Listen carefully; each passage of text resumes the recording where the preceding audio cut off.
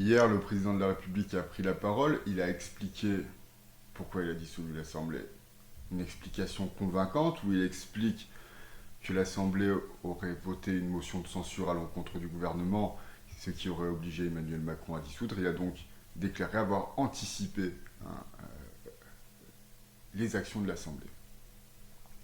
Il a aussi dit qu'il n'était pas question de laisser le pouvoir à la gauche, qu'il fallait une coalition de l'Assemblée, ce que la gauche ne semble pas du tout disposée à, à, à faire pour le moment, hein, puisqu'il nous propose une parfaite inconnue en politique, Lucie Castet, un pantin qui serait destiné à masquer les actions de la majorité de la gauche pour gouverner un pays dans la dictature.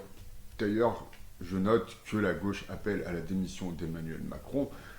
Il a parfaitement assuré son statut en disant qu'il ne démissionnerait pas. Il a bien raison. Et donc je dis que la gauche... Pourquoi la gauche ne propose pas Jean-Luc Mélenchon, hein? Pourquoi? Je veux dire, ce serait facile, ce serait simple. Je veux dire, c'était en 97.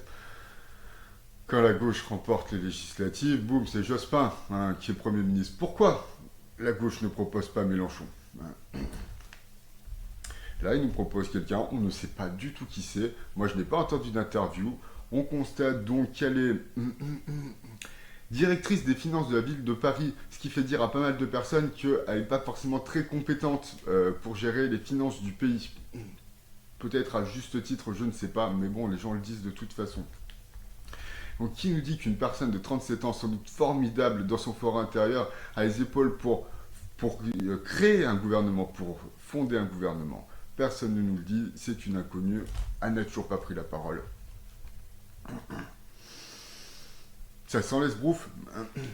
Et ça sent donc une tentative de manipulation politique de la part d'un groupe politique pour s'accaparer le pouvoir, un pouvoir qu'il n'a pas acquis par le suffrage universel, puisqu'ils n'ont obtenu qu'un tiers des sièges.